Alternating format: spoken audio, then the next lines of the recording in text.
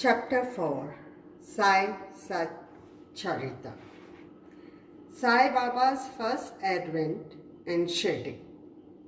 In the last chapter, I described the circumstances which led me to write Sai Satcharita. Let me now describe the first advent of Sai Baba in Shirdi. Mission of the Saints.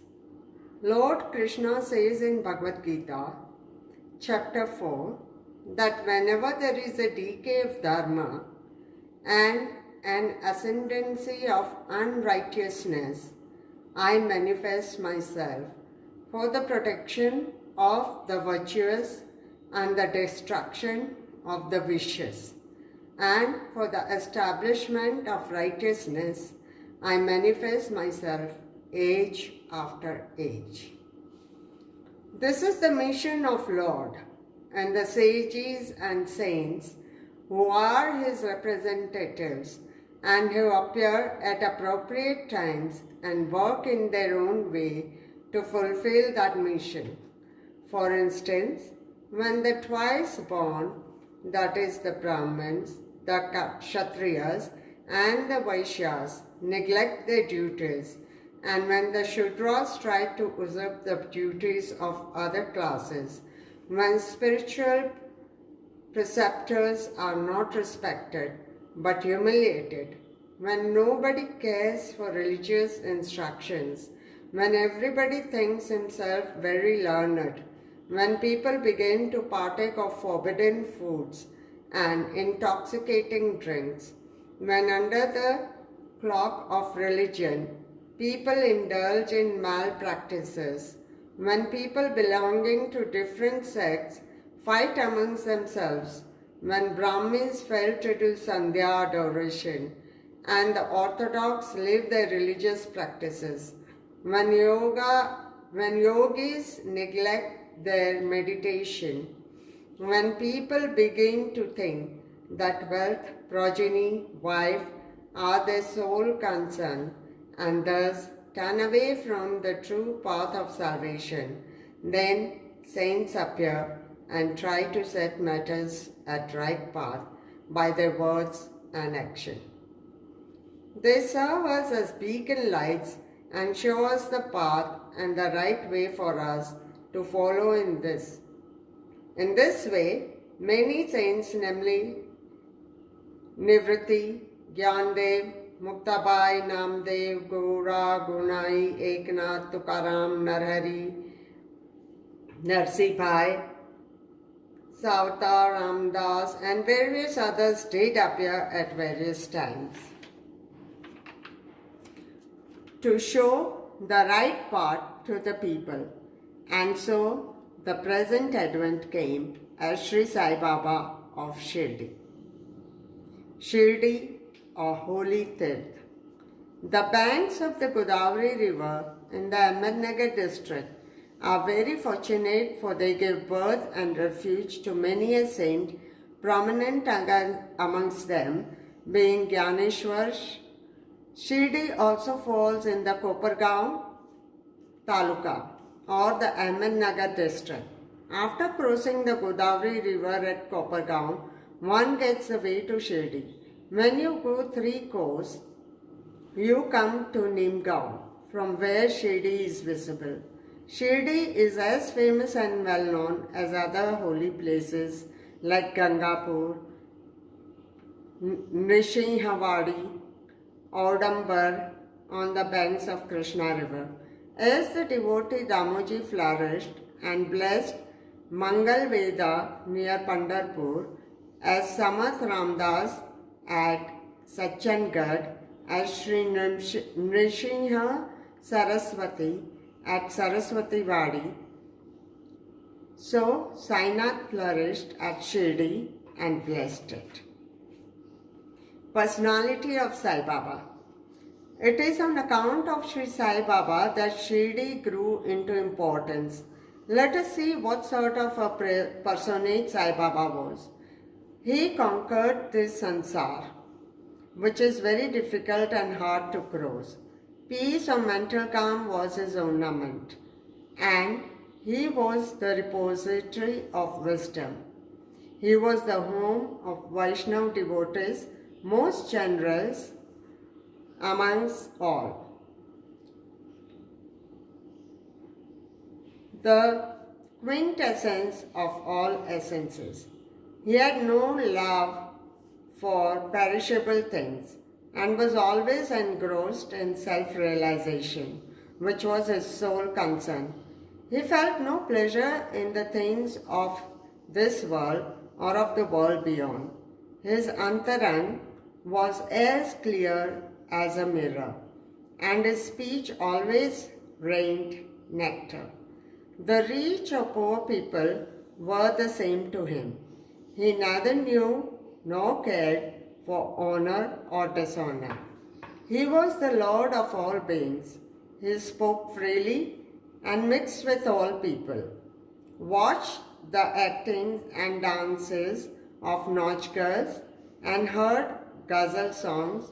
Still, he swerved not an inch from Samadhi. The name of Allah was always on his lips. While the world awoke, he slept, and while the world slept, he was vigilant. His abdomen was as calm as the deep sea. His ashram could not be determined, nor his actions could be definitely determined. And though he sat in one place, he knew all the transactions of the world. His darbar was imposing. He told daily hundreds of stories. Still he swerved not an inch from the vow of silence. He always leaned against the wall in the masjid or walked morning, noon and evening towards Lendi and Chowdi. Still, he at all times abided in the self. Though a siddha, he acted like a sadhaka. He was meek, humble and egoless and pleased all. Such was Sai Baba, and as the soil of Shirdi was trodden by Sai Baba's feet, it attained extraordinary importance. As Gyaneshwar elevated Alandi, Eknath did to Pathan, so Sai Baba raised Shirdi. Blessed are the grass leaves and stones of Shirdi, for they could kiss the holy feet of Sai Baba and take his dust on their head. Shirdi became to us devotees another Pandharpur, Jagannath, Dwarka, Banaras and Rameshwar, Badri Kedar, Nasik, Trambakeshwar, Mahakaleshwar, Mahabaleshwar, Gokarn. Contact of Sai Baba in Shirdi was like our study of Veda and Tantra. It quietened our sansar, world consciousness, and rendered self-realization. The darshan of Shri Sai was our yoga sadhana, and talk with him removed our sins. Shampooing his legs was our bath in Triveni, Prayag, and drinking the holy water of his feet destroyed our sins. To us, his commands were Vedas, and accepting his Udi was all purifying. He was our Shri Krishna and Shri Ram, who gave us solace, and he was our Par Brahma. He was himself beyond the pair of Dvandavas, opposites. Never dejected nor related. He was always engrossed in his self as existence, knowledge and bliss. Shirdi was his center, but his field of action extended far beyond to Punjab, Calcutta, North India, Gujarat, Dhaka, now in Bangladesh, and Konkan. Thus the fame of Sai Baba spread far and wide, and people from all parts came to take his darshan and be blessed. By mere darshan, minds of people whether pure or impure, would become quiet at once. They got here the same unparalleled joy the devotees get at Pandharpur by saying Vitthal Rakamani. This is not an exaggeration. Consider what a devotee says in this respect. Dictum of Gauli Bua. An old devotee by name Gauli Bua, aged about 95 years, was a Varkari of Pandari. He stayed 8 months at Pandharpur and 4 months, Ashadha to Kartik, July to November, on the banks of the Ganges. He had an ass donkey with him for carrying his luggage and a disciple as his companion. Every year he made his wari or trip to Pandharpur and came to Shirdi to see Sai Baba, whom he loved most. He used to stare at Baba and say, "This is Pandarinath Vitthal incarnate, the merciful Lord of the poor and helpless." The Gauli Bua was an old devotee of Vithoba and had made many trips to Pandari, and he testified that Sai Baba was real Pandarinath. Vitthal himself appeared. Sai Baba was very fond of remembering and singing God's name. He always uttered Allah Malik, God is Lord, and in his presence made others sing God's name continuously day and night for all 7 days of the week. This is called Nama Saptaha. Once he asked Das Kanu Maharaj to do the Nama Saptaha. He replied that he would do it, provided he was assured that Vitthal would appear at the end of the 7th day. Then Baba, placing his hand on his chest, assured him that certainly Vitthal would appear, but for that the devotee must be earnest and devout. The Dankapuri Thakur of Dakurnath, the Pandari of Vitthal, the Dwarka of Ranchod Krishna is here. One need not go far out to see Dwarka. Will Vitthal come here from some outside place? He is here. Only when the devotee is bursting with love and devotion, Vitthal will manifest himself here. That is Shirdi. After the Saptah was over, Vitthal did manifest himself in the following manner. Kaka Sahib Dikshit was, as usual, sitting in meditation after the bath, and he saw Vitthal in a vision. He went at noon for Baba's darshan. Baba asked him, point blank, "Did Vitthal Patil come? Did you see him? He is very truant fellow. Catch him firmly, otherwise he will escape even if you are a little inattentive." This happened in the morning, and at noon there was another Vitthal darshan. One hawker came there for selling 25 or 30 pictures of Vithoba. This picture exactly tallied with the figure that appeared in Kaka Sahib's vision. On seeing this and remembering Baba's words, Kaka Sahib Dikshit was much surprised and delighted. He bought one picture of Vithoba and placed it in his shrine for worship. Bhagwant Rao Shirshaga's story. How fond was Baba for Vitthal worship was illustrated in Bhagwant Rao Shirshaga's story. The father of Bhagwant Rao was a devotee of Vithoba and used to make varis, annual trips, to Pandharpur. He also had an image of Vithoba at home, which he worshipped. After his death, the son stopped everything, the vari, the worship, and Shraddha ceremony, etc.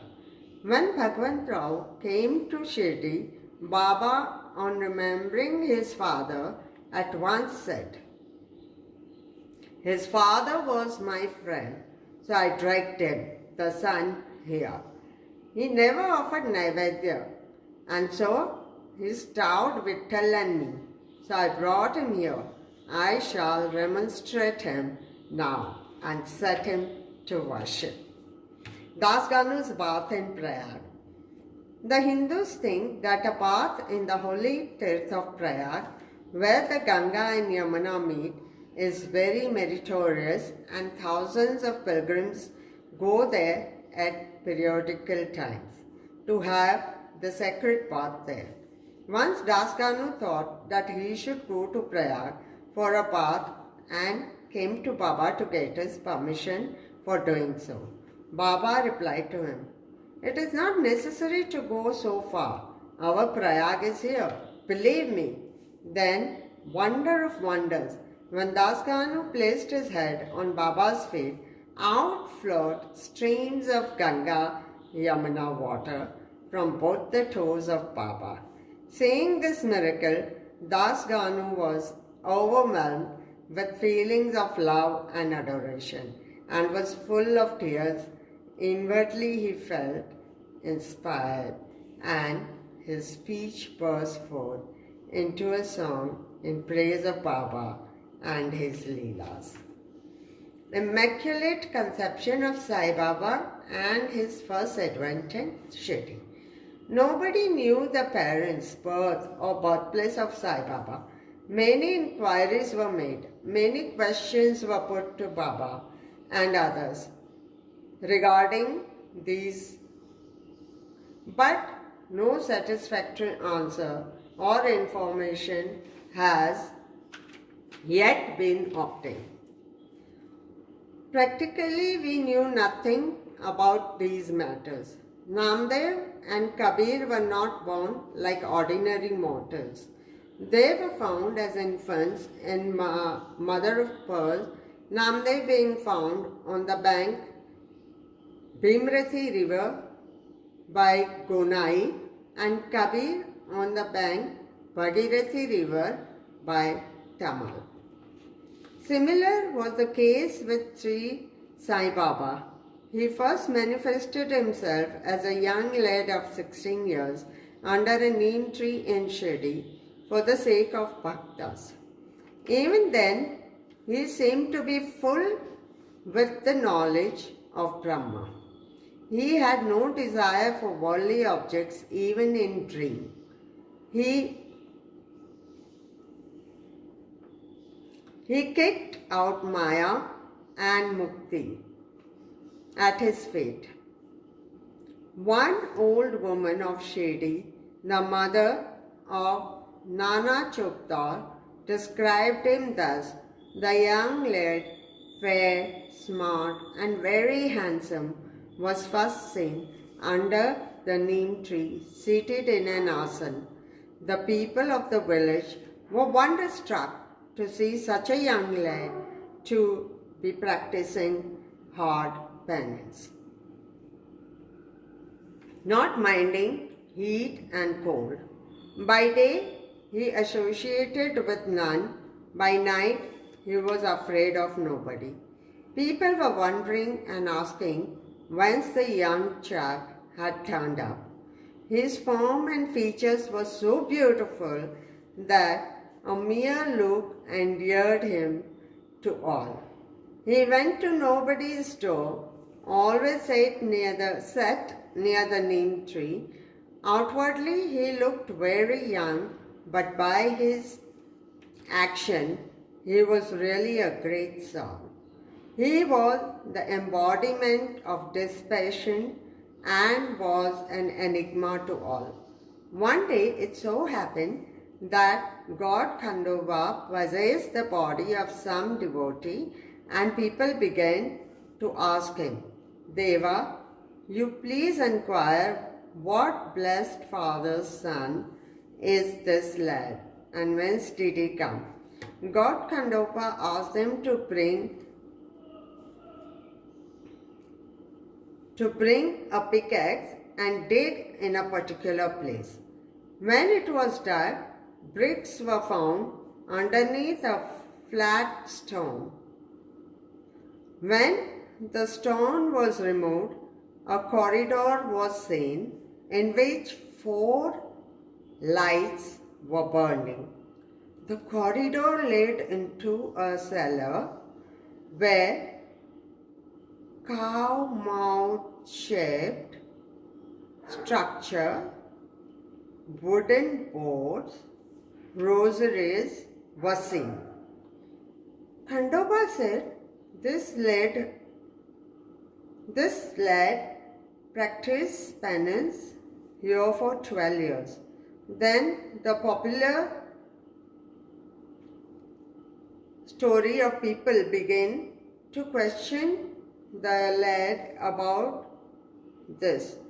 He put them off the scene by telling them that this was his Guru's place, his holy Watan, and requested them to guard this well. The people then closed the corridor as before, as Aswastha and Audumbar trees are held sacred. Baba regarded this neem tree equally sacred and loved it most. Malsapati and other Shirdi devotees regard this site as the resting place of Baba's Guru and prostrate before it. The Vadas. The site with the neem tree and surrounding space was bought by Mr. Hari Vinayak Sathe, and on this side a big building style Sathe's Vada was erected. This Vada was the sole resting place for pilgrims who flocked there. A platform was built round the neem tree and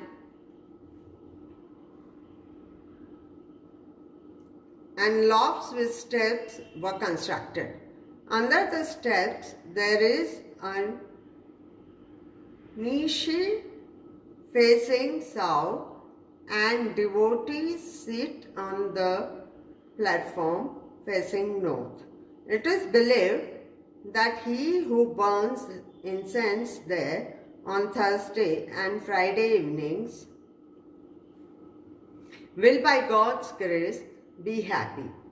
This Vada was old and dilapidated and needed repairs. The necessary repairs, additions and alterations have been made now by the Samsthan. Then, after some years, another Vada, Dikshit Vada, was constructed. Kaka Sahib Dikshit, solicitor of Mumbai, had gone to England. He had injured his leg in an accident there. The injury could not be got rid of by any means. Nana Sahib Chandorkar advised him to see Sai Baba. So he went to Sai Baba in 1909 and requested him to cure the lameness of his mind rather than that of his leg. He was so much pleased with the darshan of Sai Baba that he decided to reside in Shirdi. So he built a Vada for himself and other devotees. The foundation of this building was laid on 10/12/1910. On this day, 2 other important events took place. Mr. Dada Sahib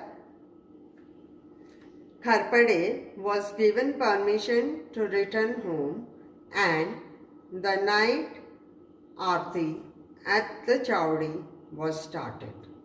The Vada was completed and was inhabited on the Ram Navami day in 1913 with due rites and formalities. Then another Vada or palatial mansion was put up by the famous millionaire Mr. Booty of Nagpur. Lots of money was spent on the building, but all the amount was well utilized as Sai Baba's body is resting in the Vada, which is now called the Samadhi Mandir. The site of this mandir formerly had a garden which was watered and looked after by Baba. 3 Vadas have come up where there was none formerly. Of this, Satis Vada was most useful to all in the early days. The story of the garden, which was attended by Sai Baba with the help of Vaman Tatya, the importance of absence of Sai Baba from Shirdi,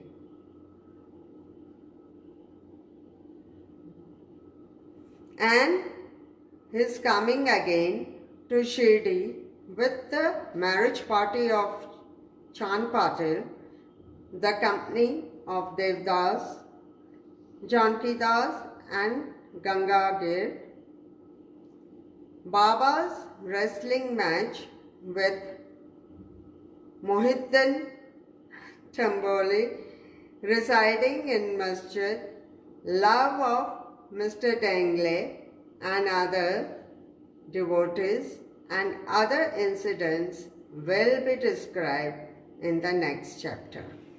Bow to Shri Sai. Peace be to all.